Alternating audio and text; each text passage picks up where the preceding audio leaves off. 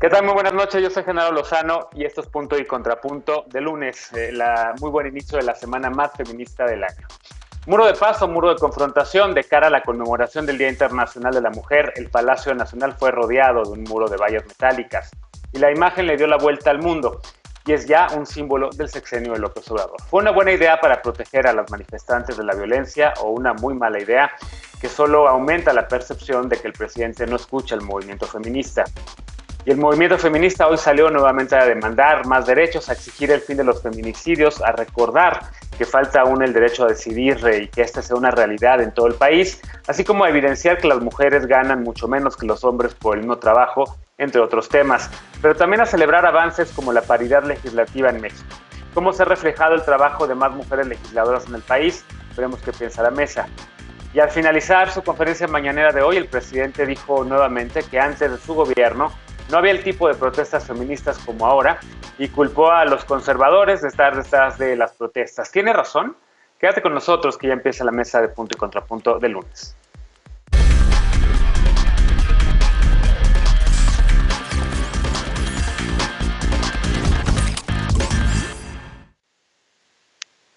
El sábado pasado, el vocero de la presidencia, Jesús Ramírez, defendió la barda metálica, la valla metálica colocada frente a Palacio Nacional, y la llamó un muro de paz. Ese mismo día, en la tarde, las colectivas feministas respondieron cubriendo la valla con los nombres de 3.300 mujeres, con los nombres de las mujeres y niñas muertas o desaparecidas. En sus redes sociales, las activistas señalaron que faltaron todavía por escribir miles de nombres más. Un verso de la canción Sin Miedo dice: no olvide sus nombres, por favor, señor presidente.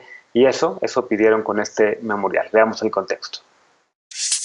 El viernes el Palacio Nacional amaneció resguardado por un muro de vallas metálicas. El domingo amaneció con los nombres de más de 3.000 mujeres víctimas de feminicidio.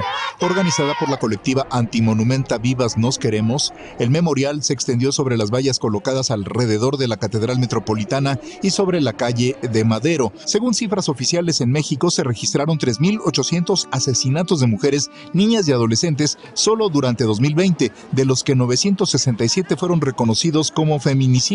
El Instituto Nacional de las Mujeres señaló que la pinta de nombres era un recordatorio poderoso de que el feminicidio persiste.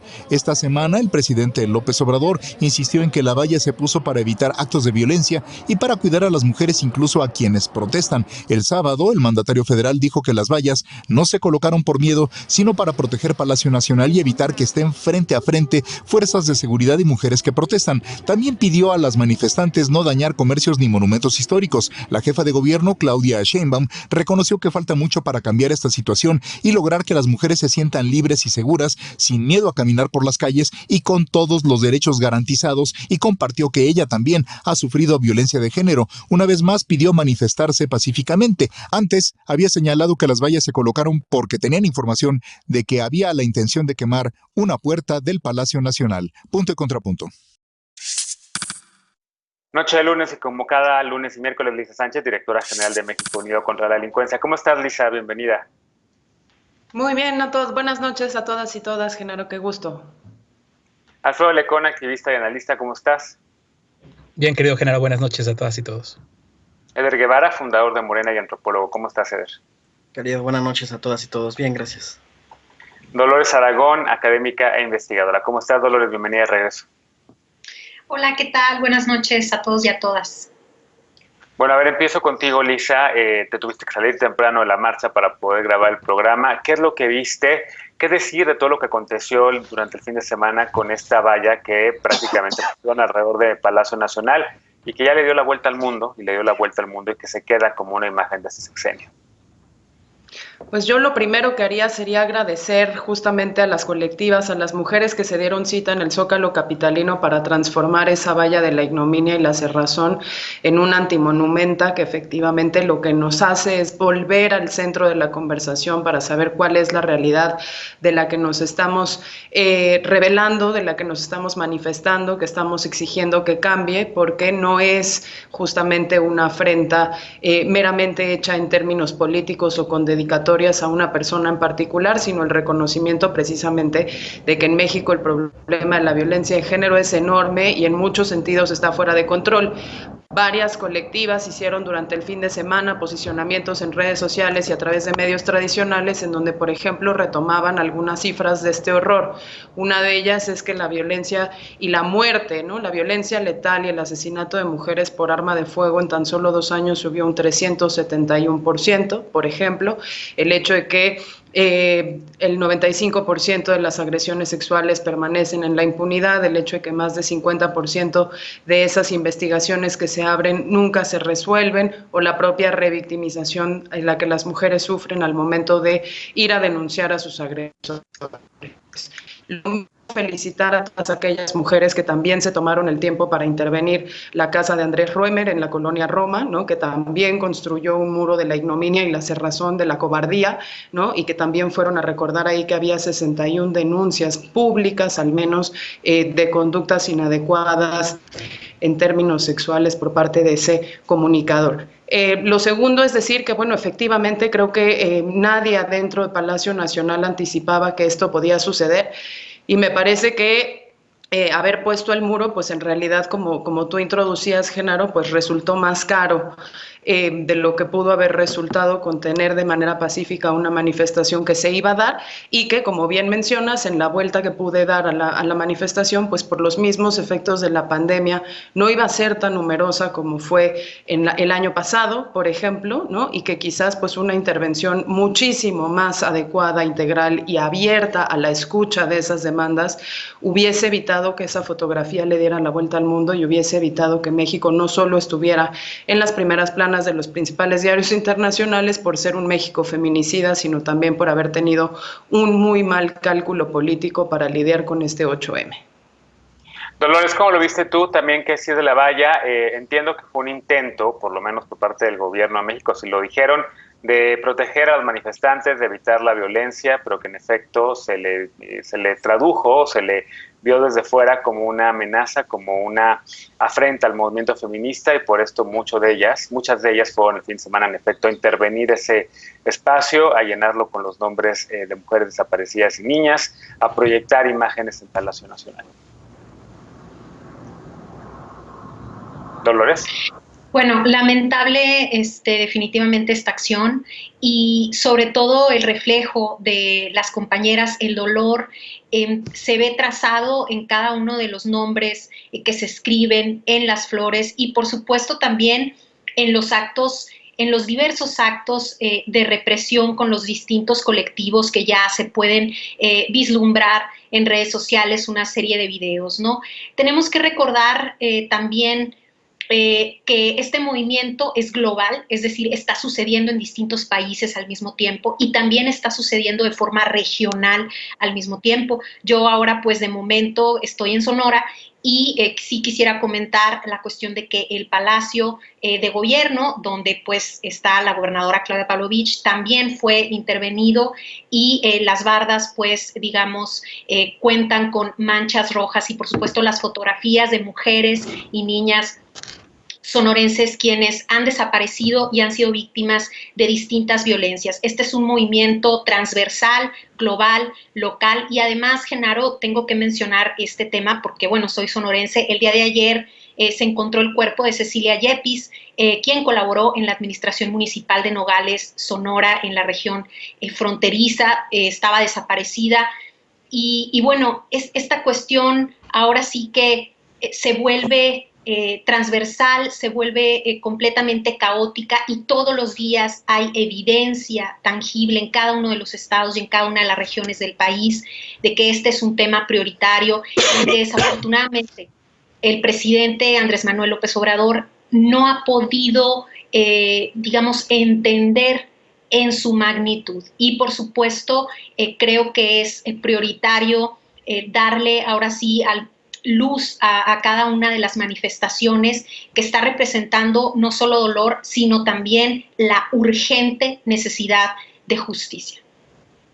¿Cómo lo ves, Eder? Es el presidente López Obrador quien está, digamos, confrontando al movimiento feminista, no las escucha, las está escuchando, que vimos también hoy en la mañanera a un presidente rodeado de algunas de las mujeres de su gabinete, que por cierto termina la mañanera con aplausos y con una porra de es un honor estar con Obrador, cuando realmente es el Día Internacional de la Mujer, ¿no?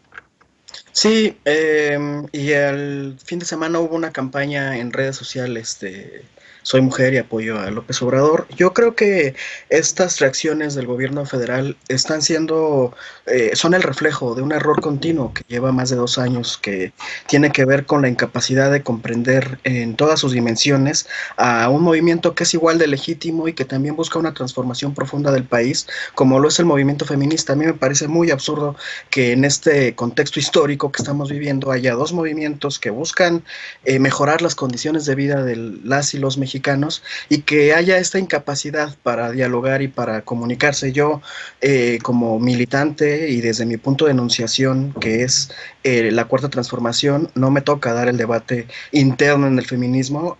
Creo que me corresponde por ética darlo al interior del movimiento de la Cuarta Transformación, y hay un error evidente. La valla podría haber existido o no, pero el que exista en este contexto de tanto conflicto, de no diálogo, de tanta tensión con el movimiento feminista, es el reflejo y es hasta un acto, sí, que provoca otro tipo de reacciones. Ahorita estaba leyendo en Twitter que hubo un ataque de parte de algunas manifestantes, y lo planteo en esos términos porque sí lo es, a la casa, al Club de Periodistas, que en este momento funciona como una casa de retiro para periodistas de la tercera edad.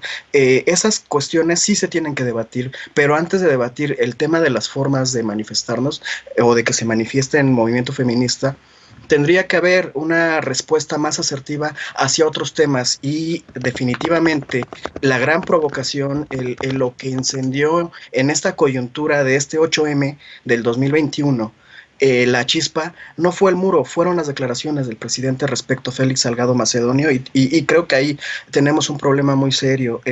Al interior del partido, al interior de este movimiento de la Cuarta Transformación, creo que el problema más grave es que se carece de perspectiva de género para entender por qué es tanto el enojo y por qué es tanta la indignación. Ojo, sí hay oportunismo de la derecha, pero carajo, nosotros, perdón por la palabra, pero nosotros sabemos muy bien lo que es el oportunismo de la derecha, y no solamente lo sabemos, lo hemos gestionado, lo hemos sabido administrar para obtener los resultados. Acá en el movimiento de la Cuarta Transformación gestionamos el oportunismo de la derecha, y en vez de ponerles vallas, en algunos casos les dimos candidaturas. ¿Por qué el movimiento feminista no tendría derecho a hacer una política de alianzas cuando la comunicación Vamos a escuchar ahora, por favor, Alfredo Licona. Recuerden que federal. Siento bien, y sí, es que se está agotando el tiempo, entonces porfa no agoten y respeten el tiempo sus compañeras y compañeros. Adelante, Alfredo, por favor. Pues sí, yo coincido con este tono de provocación que representa haber puesto esta valla, este muro, como bien dices, de la ignominia. Porque a pesar de que trataron de disfrazarlo de muro de paz, como lo llamó Jesús Ramírez, y de decir que esto era para evitar una provocación, ya hablaremos en el tercer bloque de lo que sucedió, pero en verdad ni una ni otra. Al final se terminó intentando proteger las mismas vallas, el mismo muro que pusieron alrededor de Palacio Nacional y en el centro. Ahora, lo que pasó después, lo que hicieron las mujeres que fueron a resignificar ese muro de la ignominia, se me hace una de las cosas más subversivas, creo que de las que se pueden hacer hoy por hoy en este país que se le apuesta todos los días a la desmemoria. Cuando hablamos de impunidad, cuando hablamos de transparencia, que si van a desaparecer el INAI, cuando hablamos de las agresiones a periodistas, y ahora que está el tema del pacto patriarcal, todo lo que conlleva esto, todo el paraguas de estos ataques, de estas cosas a las libertades, son ataques directos a la memoria. Y yo digo que no creo que haya un acto más subversivo hoy en el país que construir memoria. Entonces, haber resignificado el muro, haberlo convertido en un memorial, esta conversación, o en este punto yo cerraría diciendo que se tiene que preservar ese muro.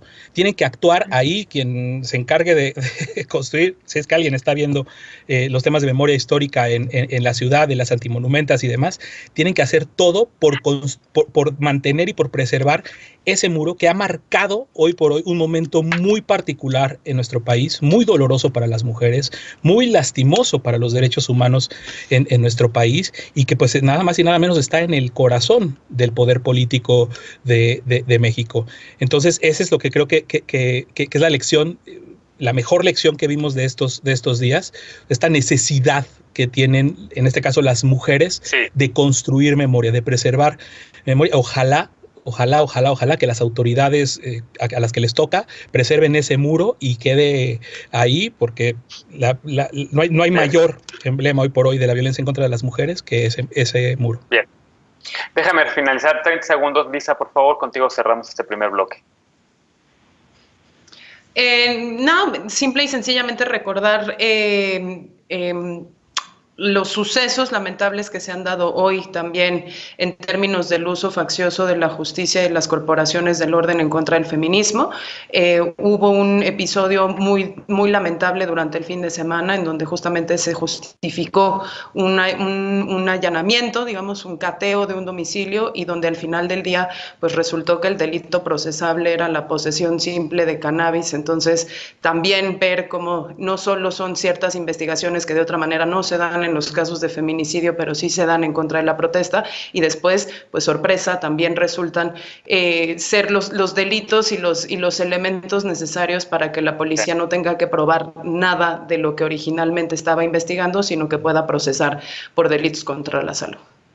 Bueno, déjame hacer una pausa, regresamos después de esta para el segundo bloque de la noche. Para este 8 de marzo, con todo y pandemia, las mujeres salieron a las calles para exigir seguridad, equidad y respeto a sus derechos. Si bien consiguieron tumbar vallas, también fueron gaseadas y encapsuladas. Regresamos con este tema punto y contrapunto, no te vayas.